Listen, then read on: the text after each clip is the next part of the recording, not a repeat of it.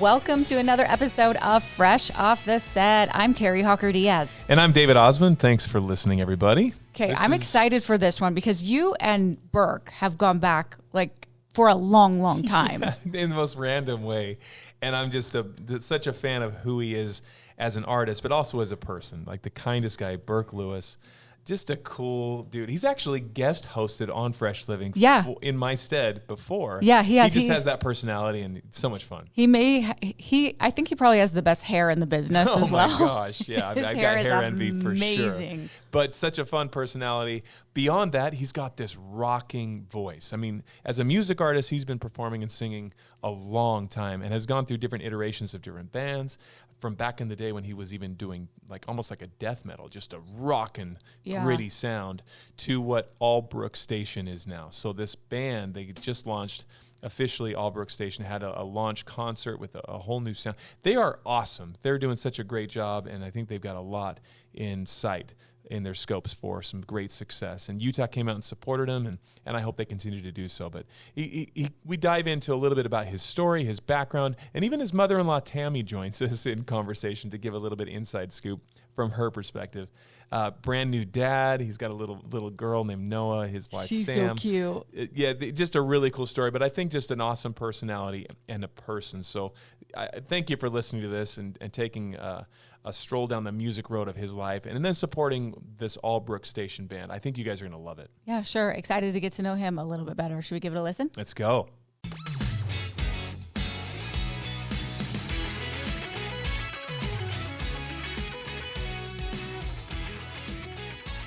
Hey, what's up, everybody? Welcome to Fresh Off the Set. I'm David Osmond. So glad you joined us today. I'm thrilled today to introduce you to somebody. If you haven't met him before or heard about him, he's a good buddy of mine. We've known each other for many years. Burke Louis is the lead singer of the brand new band Allbrook Station. They're taking the world by storm. Their music is incredible. If you haven't heard them, go check them out on all streaming platforms. Allbrook Station has just a very unique blend of hip-hop and rock and pop. And I'm going to let him explain his genre because it's very unique and niche to them. But welcome to Fresh Off the Set, Burke Louis. How you doing, buddy? David Osmond. Hey. Thank you so much for having me. Yeah, you got that growl, that grit. That, yeah. Dude, I love it because you have that voice where you grew up doing music so long, your whole life, and it's more of that rock, grit, yell, but you've fine-tuned your sound, you've really put your dues in, and now you're at this place where you're rocking it with Allbrook Station. How's everything going? Good, man. And it's more of that grovel in the morning, it's early. You put that British accent on. Yeah, put a little bit in there. I'm like, the world exists before 10 a.m. That's crazy to me.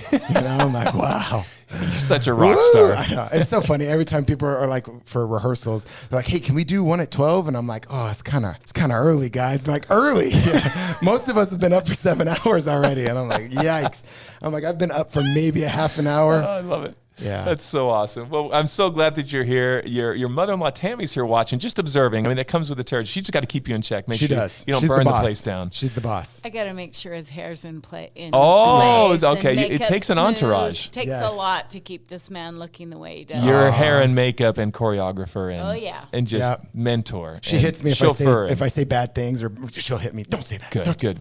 Everybody needs a Tammy in their life. We do. For sure. I will say, out of all the mother-in-laws I could possibly have, this is my favorite. She is the best. Awesome. And your wife, And Sam, your daughter, Noah. Like you've got so many cool things happening in your world now. But I wanted to go back, and for our audience listening, maybe they don't know you, but where Allbrook Station is now taken off. How did you get here? I mean, the seat where you're in right now, doing this music, you've come a long way as a musician, a music artist. How did you start this journey? Well, because it's you, I will give you the inside scoop, because I sometimes omit certain parts because I'm just like, I just don't feel like talking about it. But I moved to Utah back in 2019.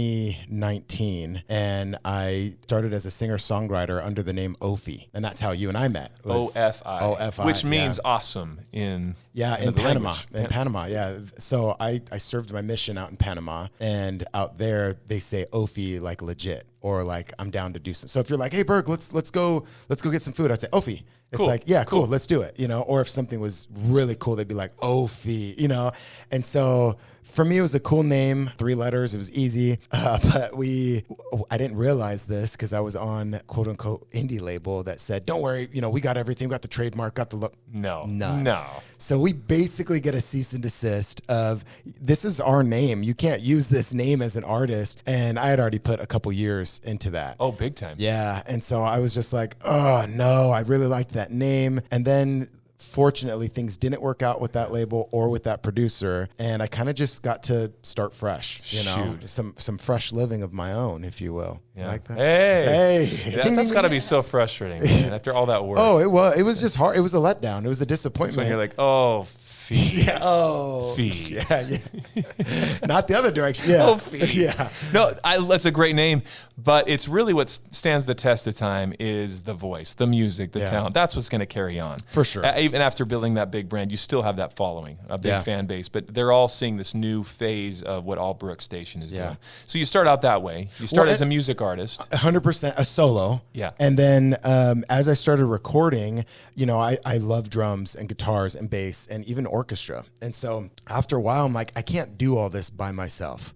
You know, and I love band. I grew up with bands. You know, I've got older brothers. They put me on Metallica, Megadeth, Def Leppard, and then my sisters were into Mariah Carey and Prince and Michael Jackson. So I grew up. You've heard of those guys, right? Oh, I didn't get as far into the heavy hard rock side. I appreciated it. It was a and little there's too much artistry there, but yeah, I didn't quite have the voice to go screaming every night like you do. Like I don't know how you guys do it. Mad respect though. Foo Fighters was the guy that Dave Grohl. It was the one where I was like, okay, and Linkin Park. I was like, I can do it. I was like, okay, I can do it. I mean, so in building Allbrook Station, it was like, okay, I know what I want to do, but screaming for me wasn't as fun. You know, I was losing my voice after every other night, and it was just painful. And then somebody, a good friend, producer, was like, you know, you could just sing. And I was like, oh.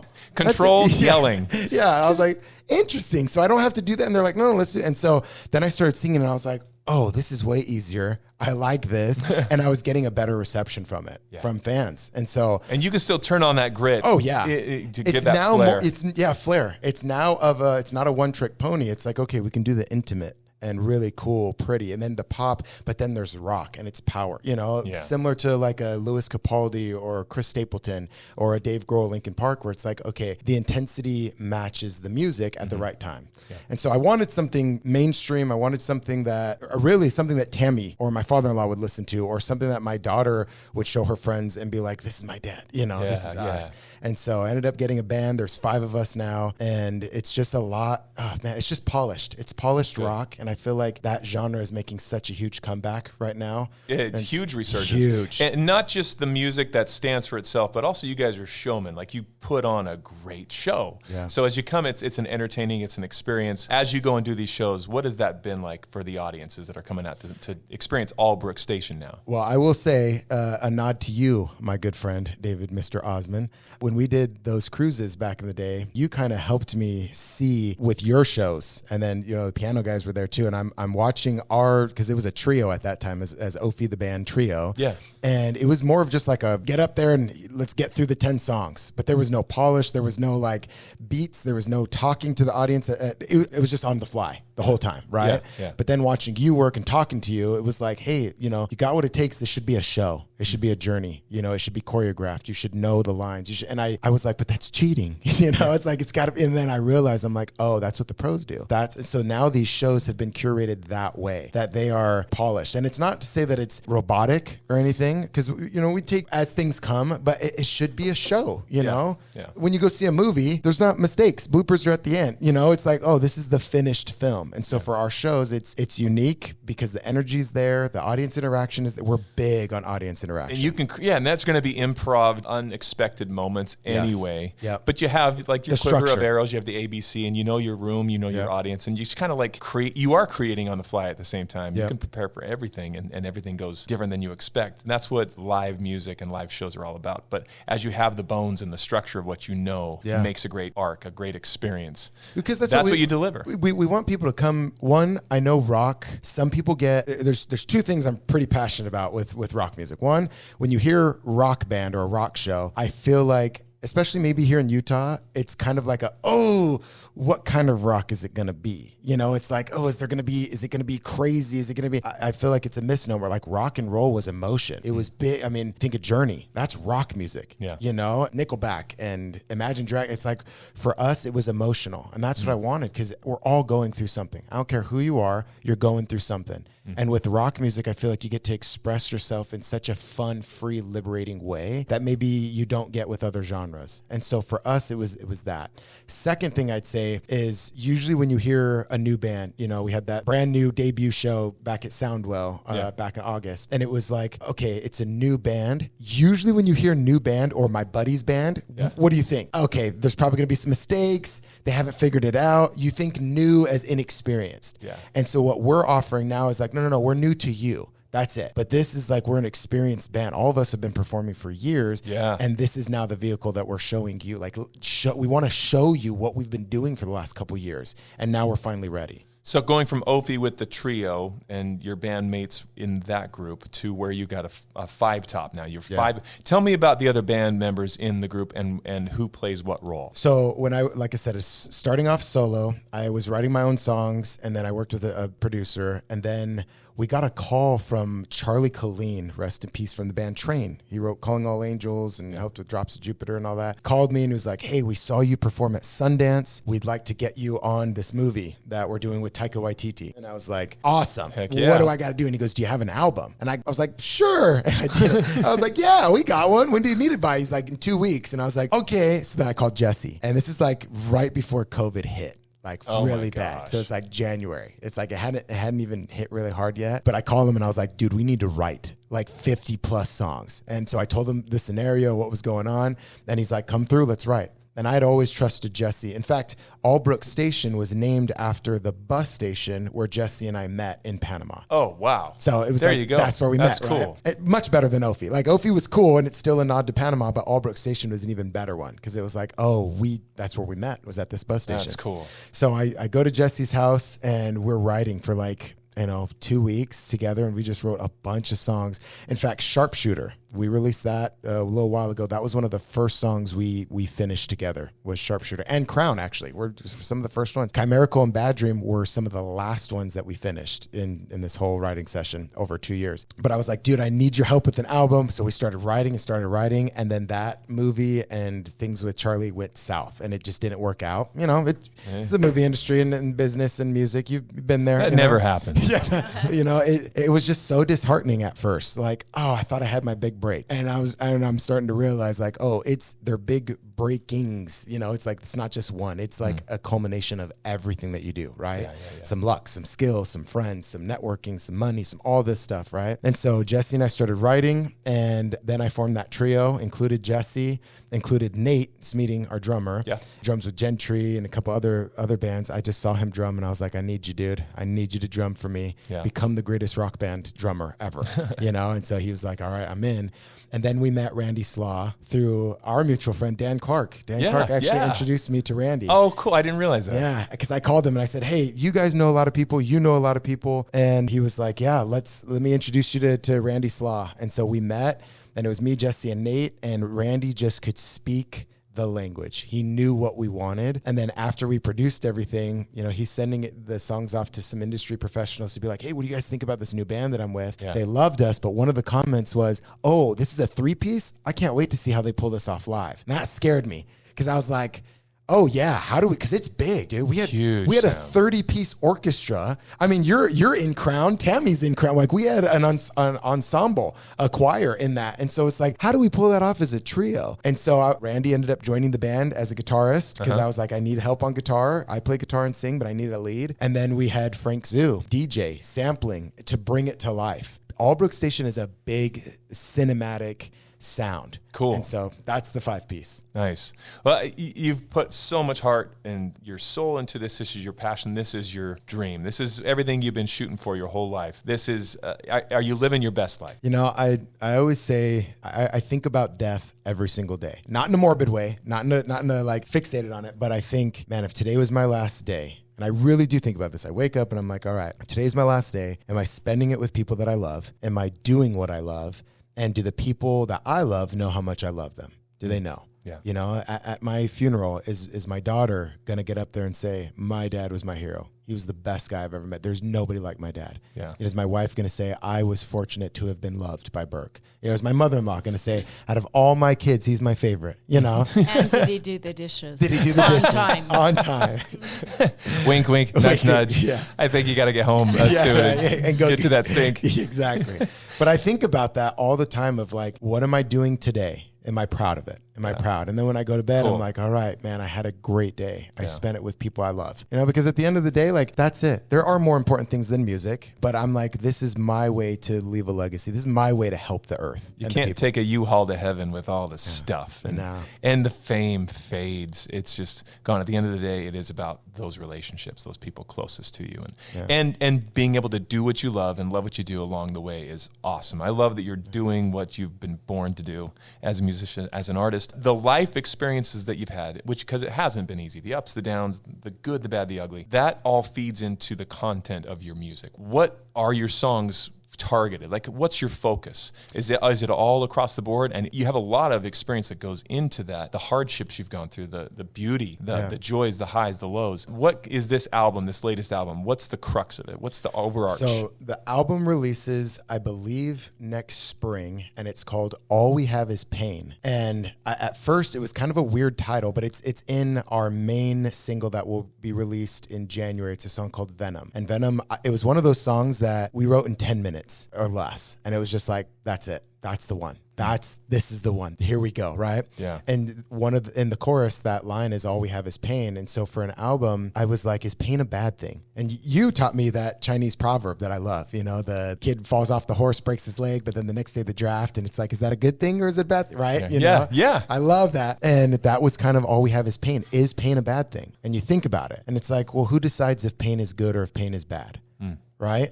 And so I'm like, for me, I love that I've gone through pain. Obviously, if I could, look, my child being born, I watched my wife give birth, and the pain that she was going through gave me the greatest gift I've ever had in my life. Tammy giving birth to Sam gave me my wife. And so I'm like, of this pain came the greatest things ever, right? And you could get spiritual with it. You can get whatever you want with it. But for me, I was like, pain is a great teacher. And if you respect it, it's like you learn, you learn a ton. And so for us, when we're writing, we take those experiences of pain where I'm like, hey, if I'm writing this song for my daughter and she goes through a breakup, how do I help her get over it?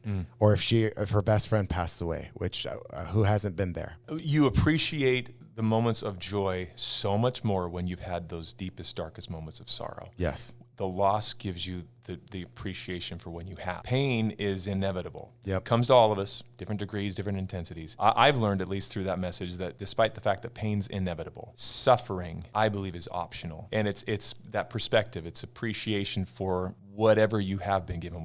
Not what you can't do, but what you still can do. Yeah. Right? Well, think about, like I mentioned earlier, when things went south and things didn't work out. We've had a couple deals offered to us that, okay, this is our big break, some 7 figures. And it was like, this is our big break. And then they don't go through. And it just felt like, oh, we failed. And I don't feel that way anymore. I feel like all those things happen for my betterment, for me to improve. And so when we're writing these songs, that's what I think about. I'm like, hey, I want to tell the story of pain, but it's always got to be triumphant. Because who wants to just sit through sadness for 3 minutes? Like, well, now I'm depressed. Thanks for writing this song. And so all of our songs, you'll see this DNA where it's like, okay, they are in it. I always joke, like when you watch a movie, right? And the main character goes through the big problem. Something crazy happens, right? Then it's like, when something crazy happens, you're like, imagine if the movie ended. You'd be like, well, that sucked. I just saw he went through the worst part. Spider-Man, Uncle Ben dies, and then end of the movie. You're like, what the heck was that? You know? But like, don't worry. He uses this experience to become a great superhero. If you analyze any film of any kind, whether it's Harry Potter or Star Wars, just go look up the hero's journey. Yes. Yeah. Right? The hero's journey, every filmmaker, every storyteller, every songwriter knows this, that they have to have the 3-act play. There has to be the setup, the characters, the hardship, the Frodo and the ring. Like you have to have... Nerd alert. Yeah, I know. Seriously. Nerd HQ over there. But seriously, it is storytelling at its finest. And music is the best way. You can get that into a 3.5-minute piece. and you have to select and choose every sound, every instrument, every word. It's awesome, and you put your heart into this, your artistry. We were very selective about it. We were like, hey, this lyric doesn't fit, it's gone. There was no ego with it. It was like, hey, this guitar's too much, or maybe Burke, this vocal's too much, or this emotion's too, and so we just stripped it. And so most songs are around 2 minutes, 45 seconds to about 3:20. Yeah. And it's because we were like, we just want to say the main thing, and that's it, you know? We're much more shorter attention spans as an audience these days. We're a YouTube generation. Yeah, I have to watch a 10-second ad. You know, honestly, that's how it is. But you're connecting with those audiences on social media, on, of course, just the music, all the streaming services. Those that are listening, go support these guys. They are just good people doing great things. Tell us where we can follow you. How can we support you? Support is follow. It's free. Like, just subscribe. Anything on social media that's free, do it. I'm like, follow, like us, comments, you know, just engage with us is the best thing. We always try to respond to everybody because we're brand new and we want to build our tribe, you know. So Allbrook Station, ALLBROOK, and then Station. Dude, I'm so excited for you. And thank you. Tammy, thank you for keeping this guy in check. Yeah, I'm working. She's the on best. And your daughter Sam is so cool. Like, you deserve all the success in the world. I'm a lucky guy, man. Really, truly. And I pray your luck keeps continuing to go forward because you deserve it. You support these guys, Allbrook Station. They're making huge waves in the music industry. Love that you're here. Come back anytime. As we say, you're my brother from another mother. Amen. Thanks for supporting these Love guys. you, man. Thanks for listening to Fresh Off the Set. We love you guys too. Hope you have an awesome day. We'll talk soon. Bye.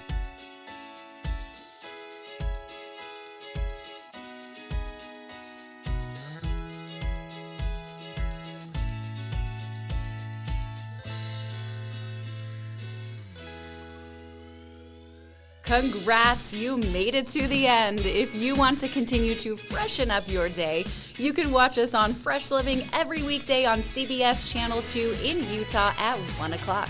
You can also watch us on our YouTube channel, KUTV Fresh Living, and follow us on social media. We will see you next week.